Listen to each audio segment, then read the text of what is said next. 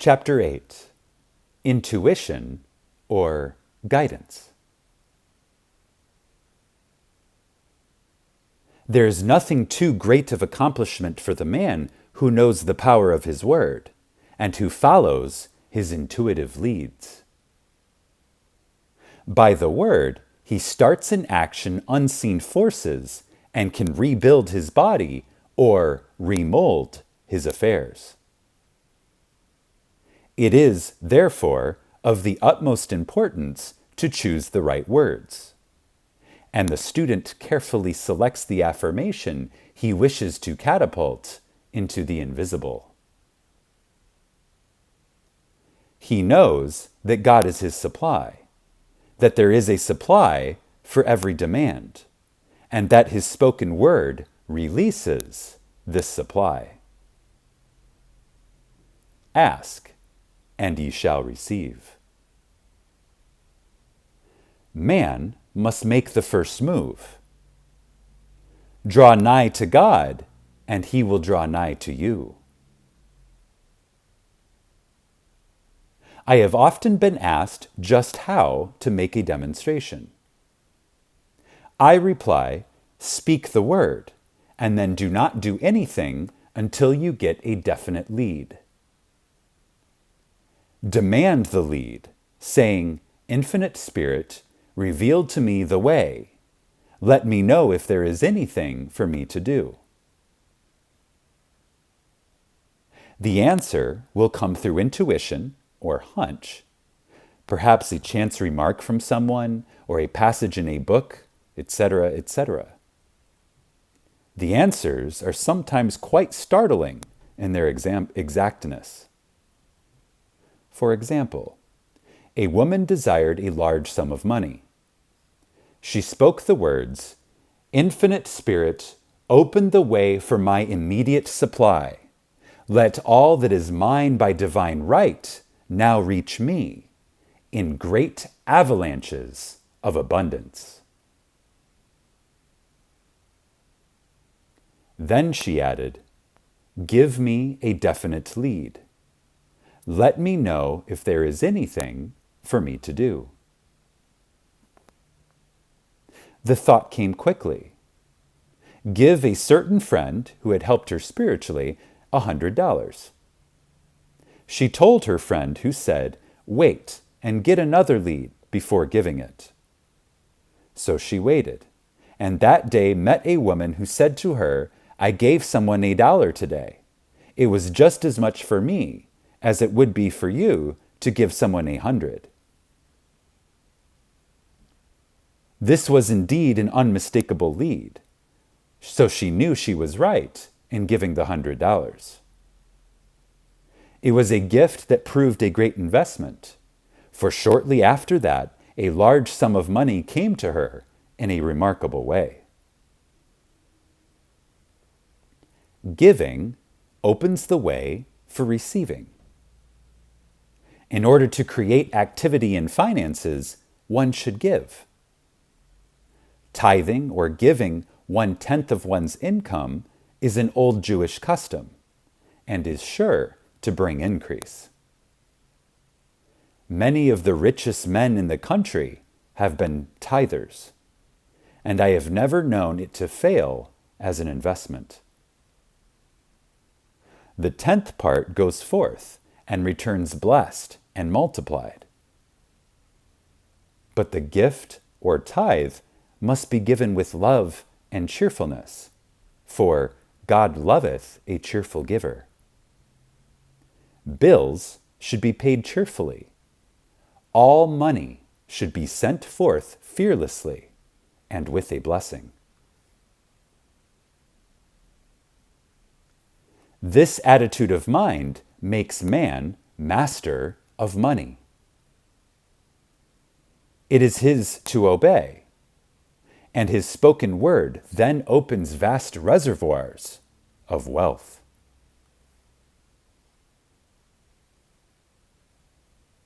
Man himself limits his supply by his limited vision. Sometimes the student has a great realization of wealth, but is afraid to act. The vision and action must go hand in hand, as in the case of the man who bought the fur-lined overcoat. A woman came to me asking me to speak the word for a position. So I demanded, Infinite Spirit, open the way for this woman's right position. Never ask for just a position. Ask for the right position, the place already planned in divine mind, as it is the only one that will give satisfaction.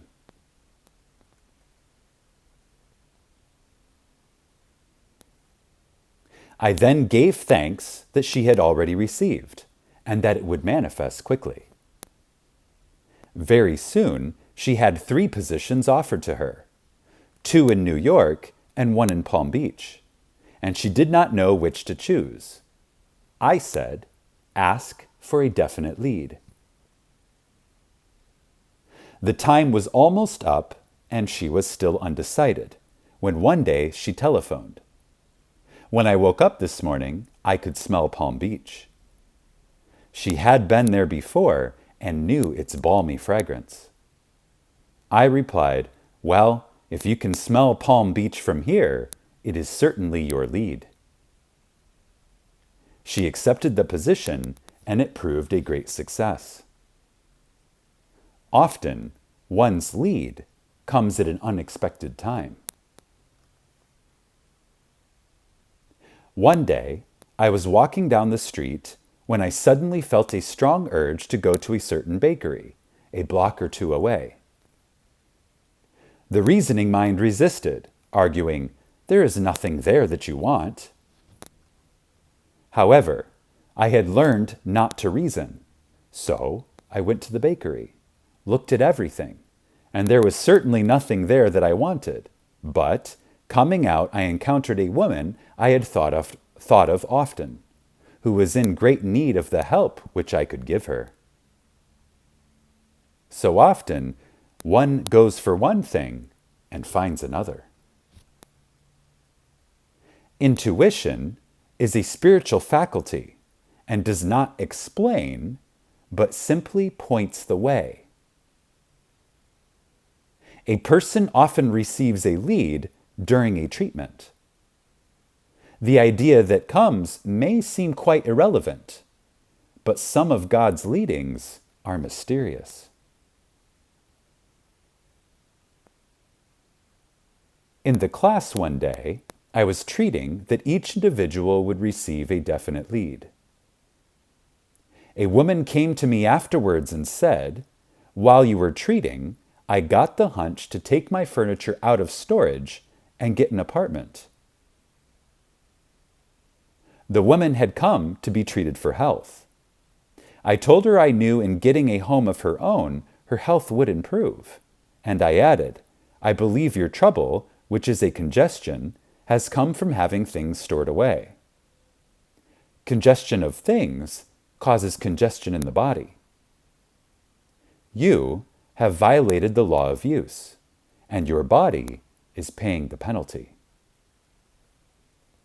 So, I gave thanks that divine order was established in her mind, her body, and her affairs.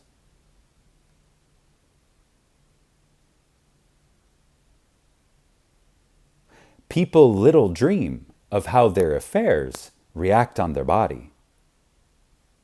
There is a mental correspondence for every disease. A person might receive instantaneous healing through the realization of his body being a perfect idea in divine mind, and, therefore, whole and perfect.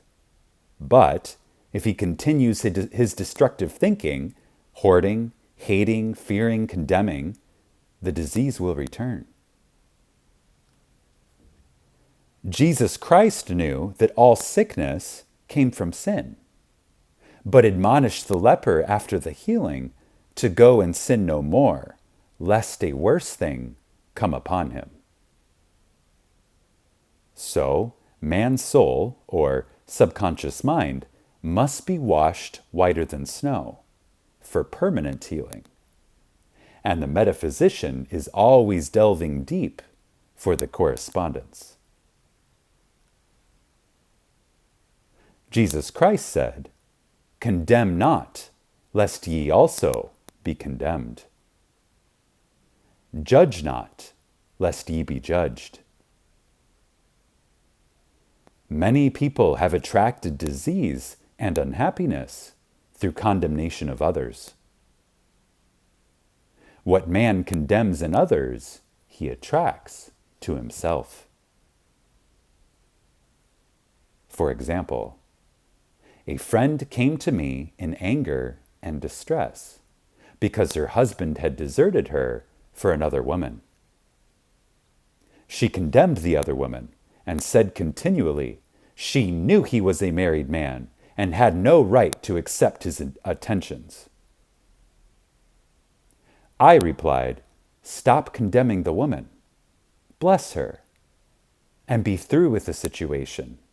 Otherwise, you are attracting the same thing to yourself."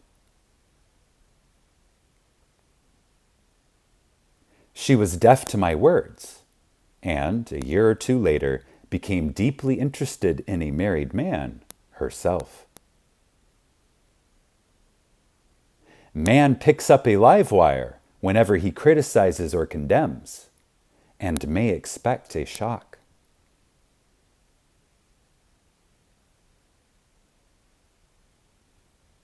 Indecision is a stumbling block in many a pathway.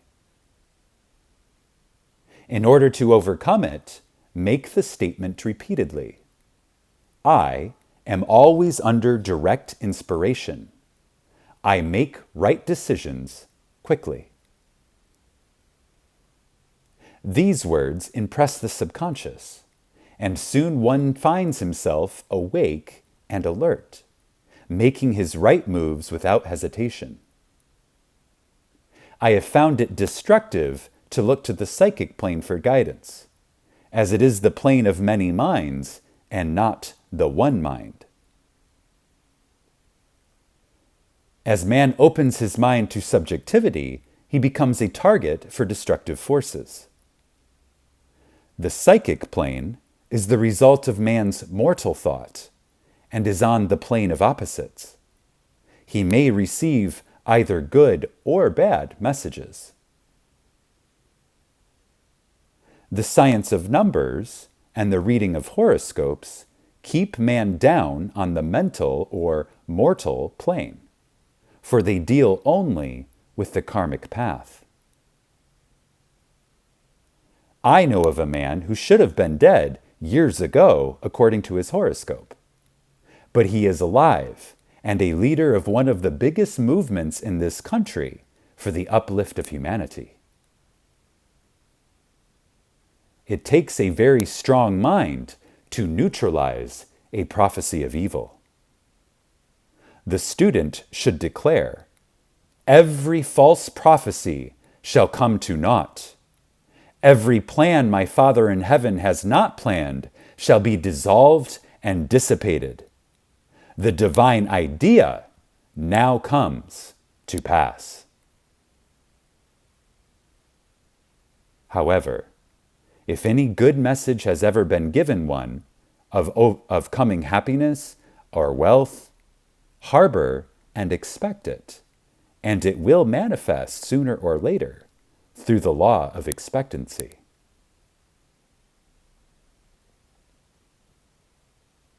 Man's will should be used to back the universal will. I will that the will of God be done. It is God's will to give every man every righteous desire of his heart, and man's will should be used to hold the perfect vision without wavering. The prodigal son said, "I will arise and go to my father." It is indeed often an effort of the will to leave the husks and swine of mortal thinking. It is so much easier for the average person to have fear than faith. So faith is an effort of the will. As man becomes spiritually awakened, he recognizes that any external inharmony is the correspondence of mental inharmony. If he stumbles or falls, he may know he is stumbling or falling in consciousness. One day, a woman was walking along the street condemning someone in her thoughts.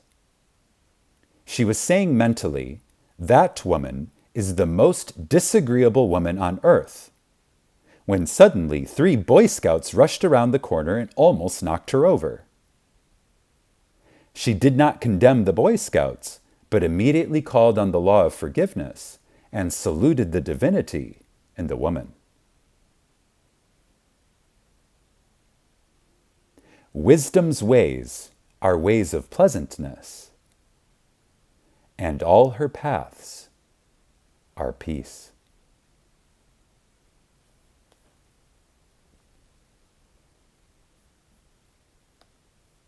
When one has made his demands upon the universal, he must be ready for surprises. Everything may seem to be going wrong, when in reality it is going right. For example, a woman was told that there was no loss in divine mind. Therefore, she could not lose anything which belonged to her. Anything lost would be returned, or she would receive its equivalent. Several years previously, she had lost $2,000. She had loaned the money to a relative during her lifetime, but the relative had died, leaving no mention of it in her will. The woman was resentful and angry, and as she had no written statement of the transaction, she never received the money. So, she determined to deny the loss and collect the $2,000 from the Bank of the Universal. She had to begin by forgiving the woman, as resentment and unforgiveness closed the doors of this wonderful bank. She made this statement: "I deny loss. There is no loss in divine mind. Therefore, I cannot lose the $2,000 which belongs to me by divine right." As one door shuts, another door opens.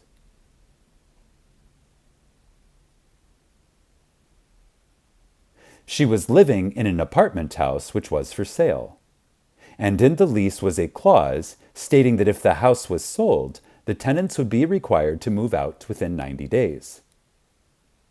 Suddenly, the landlord broke the leases and raised the rent. Again, injustice was on her pathway, but this time she was undisturbed. She blessed the landlord and said, "As the rent has been raised, it means that I'll be that much richer, for God is my supply." New leases were made out for the advanced rent, but by some divine mistake, the 90-day clause had been forgotten. Soon after, the landlord had an opportunity to sell the house. On account of the mistake in the new leases, the tenants held possession for another year. The agent offered each tenant $200 if he would vacate. Several families moved, 3 remained, including the woman. A month or 2 passed, and the agent again appeared. This time he said to the woman, "Will you break your lease for the sum of $1,500? It flashed upon her, here comes the $2,000. She remembered having said to friends in the house, "We will all act together if anything more is said about leaving." So, her lead was to consult her friends. These friends said, "Well, if they have offered you $1,500, they will certainly give you $2,000. So she received a check for $2,000 for giving up the apartment. It was certainly a remarkable working of the law, and the apparent injustice was merely opening the way for her demonstration. It proved that there is no loss. And when man takes his spiritual stand, he collects all that is his from this great reservoir of good. I will restore to you the years the locusts have eaten. These adverse thoughts alone rob man. For no man gives to himself but himself, and no man takes away from himself but himself. Man is here to prove God and to bear witness to the truth. And he can only prove God by bringing plenty out of lack and justice out of justice. Prove me now herewith, saith the Lord of hosts, if I will not open you the windows of heaven and pour out a blessing, that there shall not be room enough to receive it.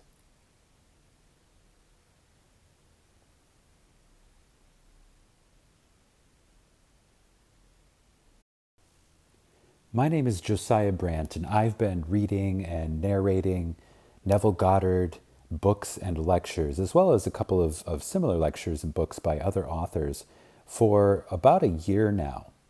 And if this channel or if this book, this lecture you just listened to, if that was eye-opening for you, or if you felt some sort of resonance, if you made it all the way to the end and you feel like this lecture had a positive impact on your life, then I'm going to ask you, will you please subscribe to this channel? It is my goal to spread this information, this truth about the secret of being human, as wide and far as possible. And your subscription helps me do exactly that. So you want to subscribe to the channel, and then also make sure you enable notifications. I am uploading content pretty much daily on these topics. So if this is something that you would like to study, then make sure you subscribe to this channel and enable notifications so that you will receive notifications on your device when I upload new content.